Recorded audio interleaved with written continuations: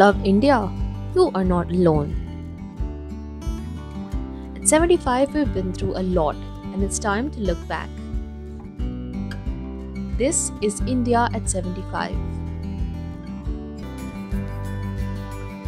And these are the people who are proudest of it.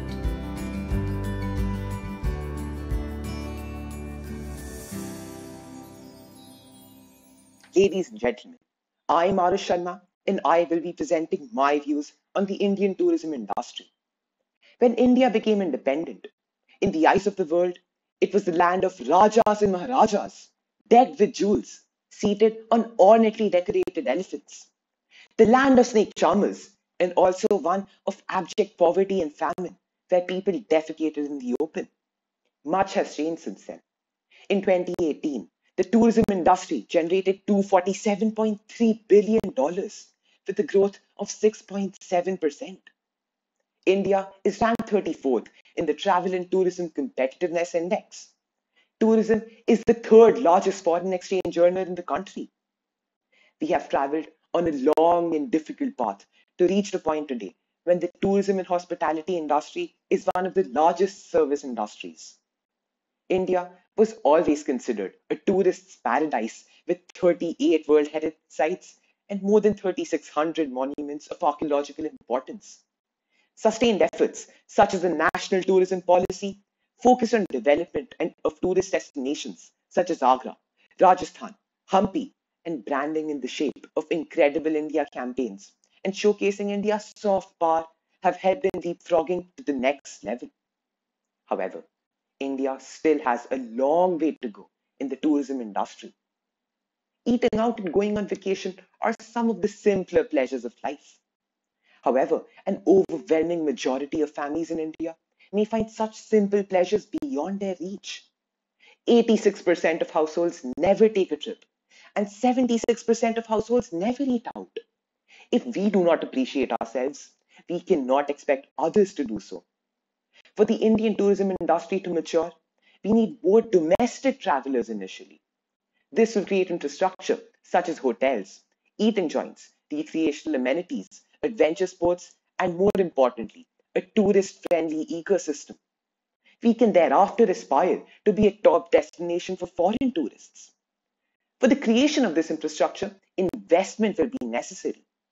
Tourism infrastructure includes ancillary and complementary facilities, equipment, systems, processes, and resources necessary for the functioning of every tourist destination.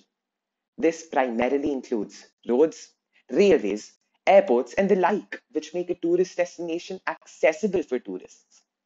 Lastly, we must acknowledge that the wealthy foreigners desire an element of exclusivity. They are also the ones who spend the most. We are also enabled to capture the wealthy Indian tourists who prefer to holiday abroad. Providing them with an element of exclusivity must also be an aspect to focus on. Thank you. I'm Pratishodupa and today I'm going to speak on the topic from the legacy of Guru Shishya Parampara to digital education. Kakacheshta abako dhyanam shwana nidra tathaivacha alpahari grahatyagi vidyarthi panchalakshanam. A vidyarthi is supposed to have efforts of a crow, concentration of a swan, alertness of a dog, eating less and moving out of comfort zone. So in order to move away from all distractions and earn knowledge, the Gurukula system came into practice. India is well known for its brightest minds, glorious past and great rulers. The credit of this glory must be given to its well-organized and culturally developed education system. The word Gurukula is derived from Sanskrit. Guru means teacher and Kula means family. This system created a strong bond between students and teachers. It also imparted skill-based knowledge and practical learning. It also taught students value-based learning where learning happens as per the uniqueness of the child. It also taught students values, ethics and art of living. Thus, from the ancient education system, students were taught as per the skills required for their development.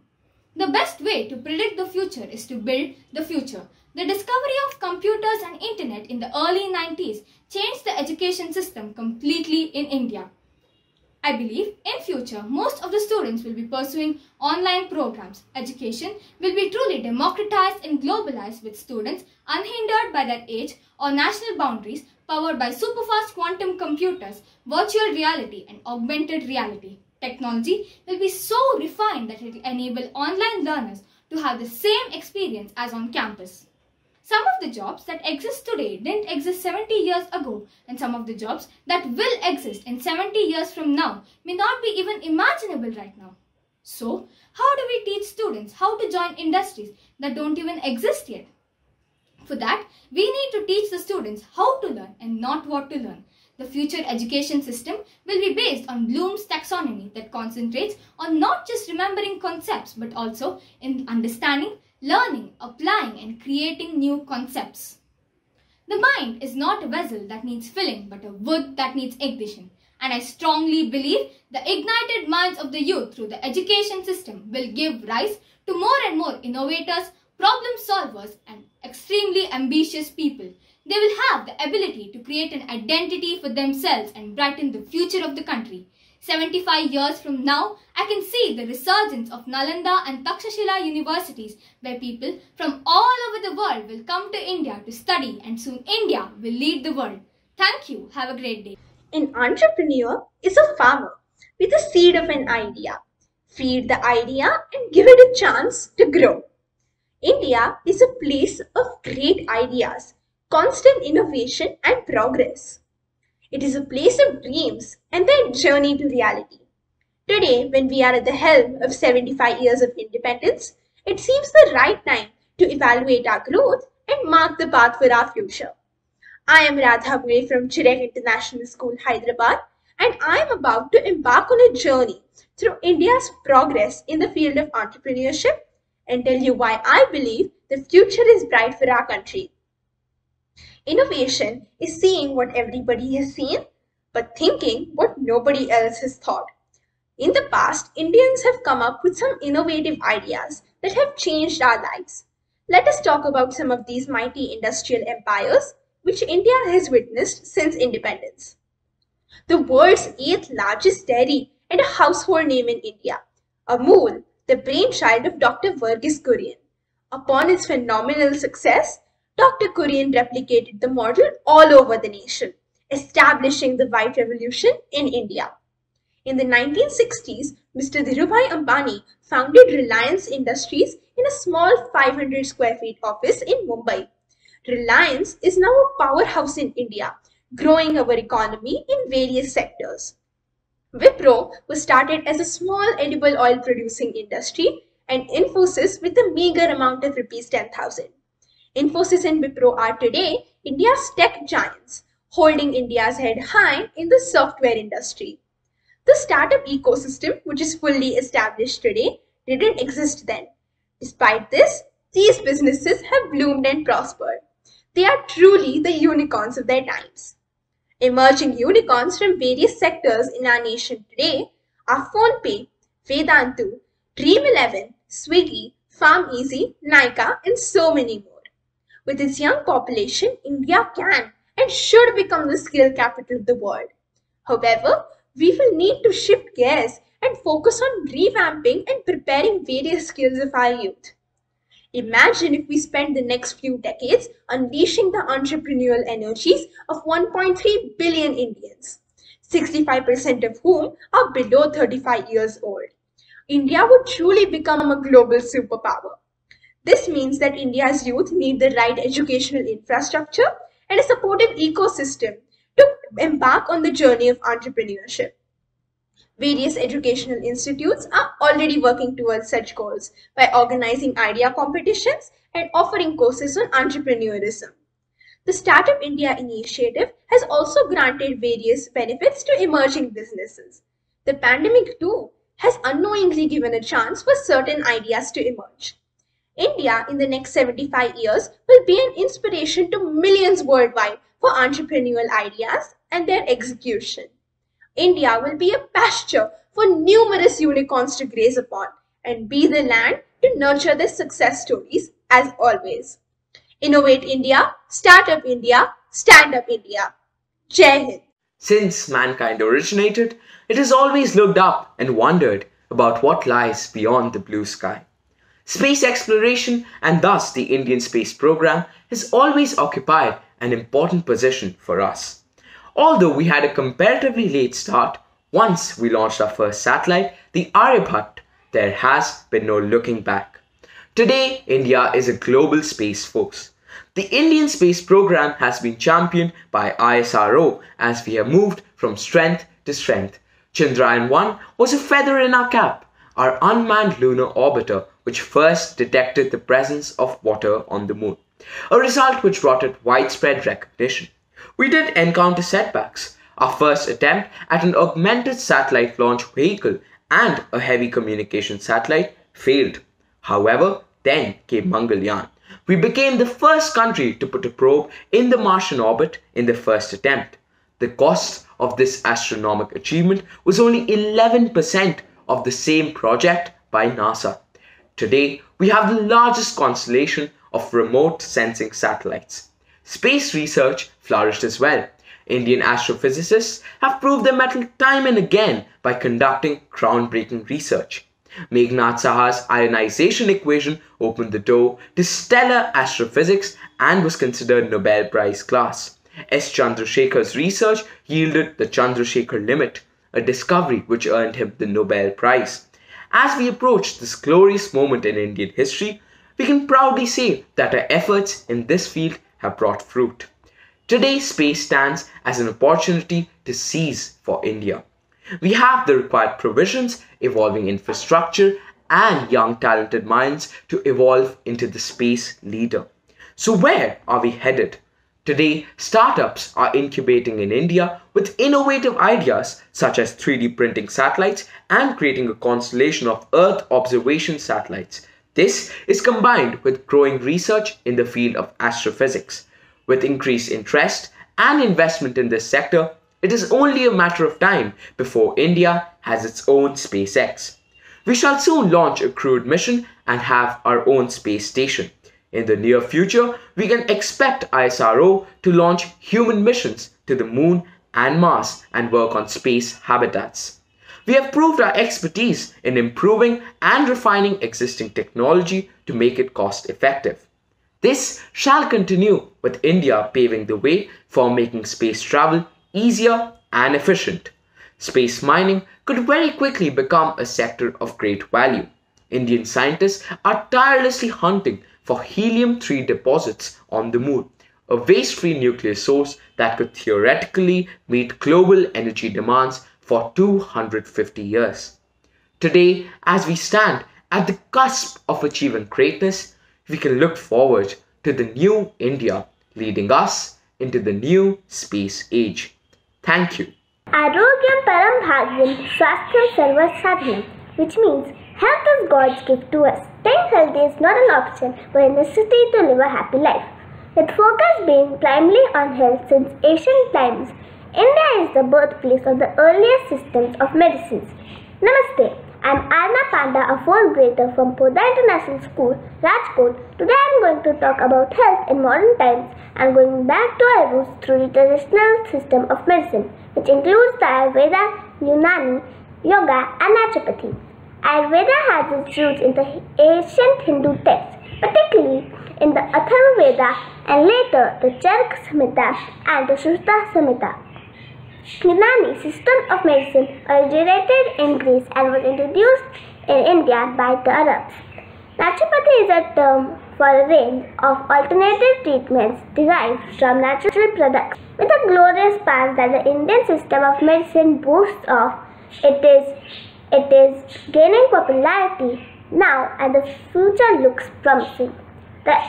The Department of Indian Systems of Medicine was created in 1995 and in 2003 was renamed Ayush. Ayush stands for Ayurveda, Yoga, Naturopathy, Unani, Siddha and Homeopathy. It became a ministry in 2014. The government has introduced multiple schemes to promote Ayush activities and has set up an individual search result and export councils that focuses on enabling India's export and works on research and development. Drug-based medicines are problematic due to its numerous side effects, whereas Ayurvedic system of medicine is very safe. Also, global emergencies such as COVID-19 pandemic and have made people more alert about their health, and the demand for Ayurveda and other alternative medicine has risen. In the Western countries, the approach of combining tradition and modern medicine is growing day by day. Biogenetics is a recently introduced research field bridges the gap between genomics and Ayurveda. Budget 2020-21 allocated 2,970 crore to Ayush shows the commitment of the government and inspires the confidence in the market. Increasing demand from India's top Ayush export partners, USA, Japan, UAE and other nations ensure stability both locally and internationally. A lot of new companies are involved in the market with the original products paving way for FDIs and a huge worldwide market to explore.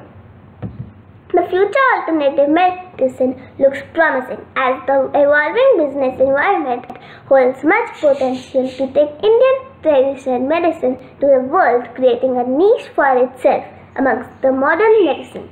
After all, good health is right to all. With this, I wind up my thoughts, wishing health and arogyam to all. Thank you. Technology isn't simply something we use. It's something we live. Warm greetings to everyone. I am Angat Singh Makkar and I am going to present my views on the making of IITs. How some of the greatest institutions in India came to be. It is a recognized reality that IIT is one of the premier and finest institutes of India. The idea of IITs originated even before India gained independence and after the end of the Second World War and before India was given independence. Sir Ardeshir Dalal from Viceroy's Executive Council envisioned that India's prosperity lies no longer on the capital but on technology. He therefore proposed the setting up of the Council of Scientific and Industrial Research and persuaded American authorities to provide the masses with the doctoral fellowships under the Technology Cooperation Mission TCM program. However, realizing the inefficacy of the program post-independence, he conceptualized institutes that could educate forces in the country, thus sowing the seeds of IITs in our country. At present, there are 23 IIT colleges in India with the aim of developing a competent, skilled force. The IIT system has been around now for over half a century.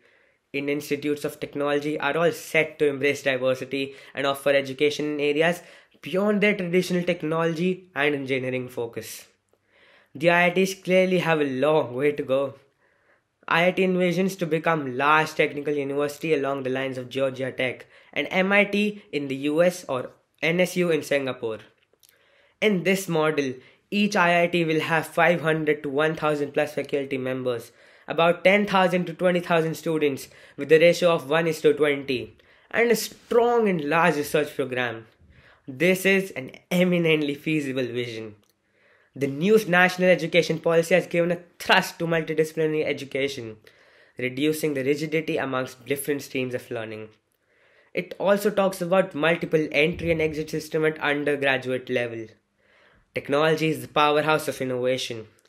IIT Chennai has decided to open a new bachelor's degree program in data science with multiple entry and exit systems.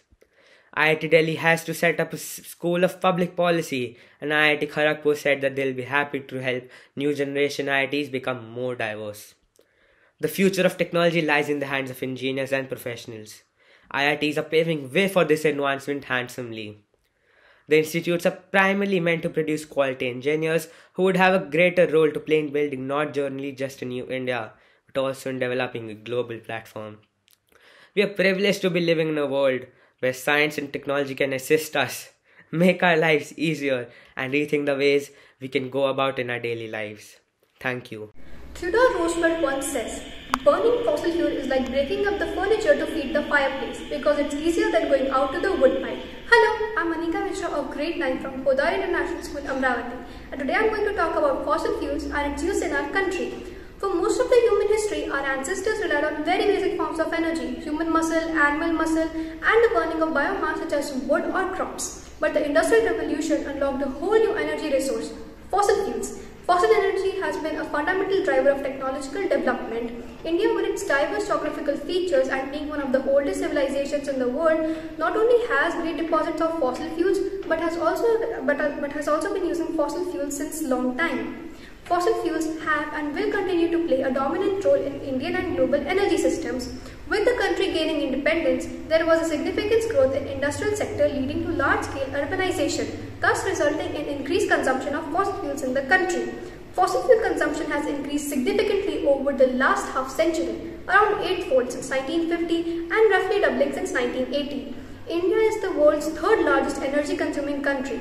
Energy use has doubled since 2000, with 80% of demand still being met by coal, oil or solid biomass. Today, the types of fuel that we rely on have also shifted from coal towards a combination with oil and gas. As India is currently recovering from a COVID-induced slump in 2020, it is re-entering a very dynamic period in its energy development. The future is an age of transition, and every country has to find its own solution for energy transition and bringing down its dependence on fossil fuels. And India is no different. The country's energy demands are expected to at least double by 2050 as compared to 2020. Also to be kept in mind is the fact that fossil fuels deposit in the country is also depleting at the great pace. And it takes millions of years for creation of fossil fuel deposits. With global capital shifting away from fossil fuels, India is also experiencing similar shift changes. It is also predicted that we will run out of the fossil fuels in this century itself. There is a need for quadrupling renewable electricity capacity by 2030, more than doubling the share of natural gas in the energy mix.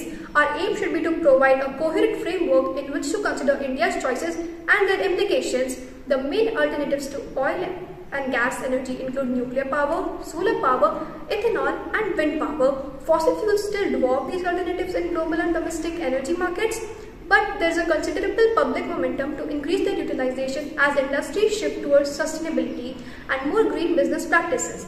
In future, nuclear power can run much more cheaply than any other form of clean energy such as solar, wind or hydropower. India today is in a unique position to pioneer a new model for low carbon inclusive growth. As stated by Amory Lovins, fire made us human, fossil fuels made us modern, but now we need a new fire that makes us safe, secure, healthy and durable. Thank you. Do you think that our India is a skilled country all over the universe?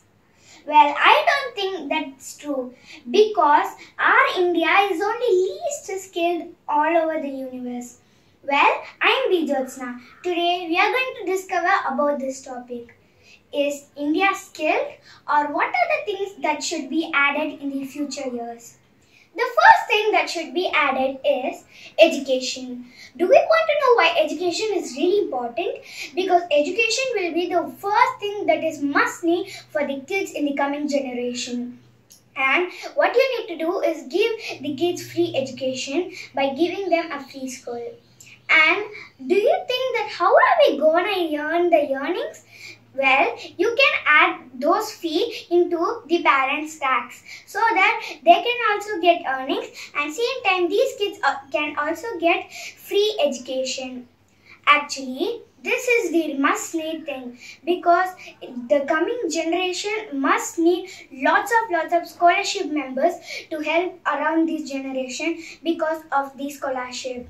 So the next thing we are going to see is about farming, where India is the only country with farming. We only created how to create rice, grains and lots of things. So we should also protect it, right? So how can we protect it? By cleaning all these pollution areas on the air, on the noise pollution and lots of these types of pollution and survive in this pollution world. Well, that is not easy for farmers because they are making us food, and because of the storms, rains and mainly in this corona situation, lots of farmers have lost their ground, have lost their earnings, have lost their workings, they have lost their world itself. So we should protect it. Do you want to know why these storms form? Because of the global warming. The global warming forms because of the pollution, and that is why I really wanted you guys to stop this pollution. Well, there is not only one type of pollution, there is totally lots of types of pollution. If you want to know some examples, it is noise pollutions, air pollutions and etc. etc. etc. The pollutions can't be calmed down. So please do not do over pollution, because our farmers are really praying to God to get down from these corona disease, from these storms and lots of things. So friends, I hope you like what I said. Stop what are you doing right now.